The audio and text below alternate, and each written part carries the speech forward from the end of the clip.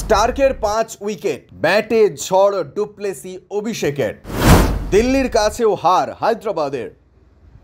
আইপিএলের লড়াইয়ে দিল্লি ক্যাপিটালসের কাছে 7 উইকেটে হেরে গেল সানরাইজার্স হায়দ্রাবাদ। প্রথমে ব্যাট করার সুযোগ পেয়েও মিচেল স্টার্কের দাপটে প্রত্যাশা মতো রান করতে পারেনি প্যাট কামিন্সের হায়দ্রাবাদ।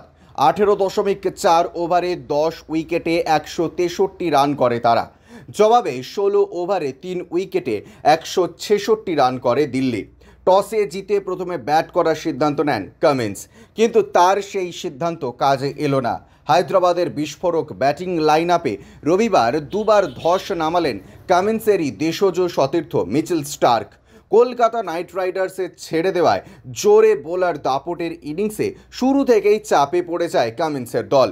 35 রানে 5 উইকেট নিয়ে হায়দ্রাবাদকে কোণঠাসা করে দিল স্টার্ক। তবু হায়দ্রাবাদ লড়াই করার মতন জায়গায় পৌঁছয় অনিকেত বর্মার ইনিংসের সুবাদে। 41 বলে 74 রান করেন তিনি।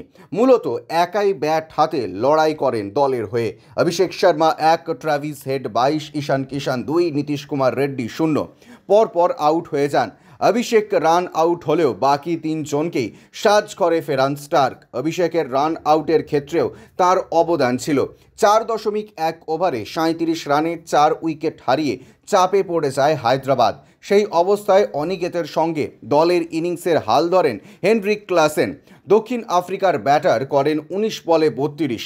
পঞ্চম উইকেটের জুটিতে তারা তোলেন 77 রান। মোহিত শর্মার বলে ক্লাসেন আউট হওয়ার পর আবার চাপ তৈরি হয় হায়দ্রাবাদের ইনিংসে।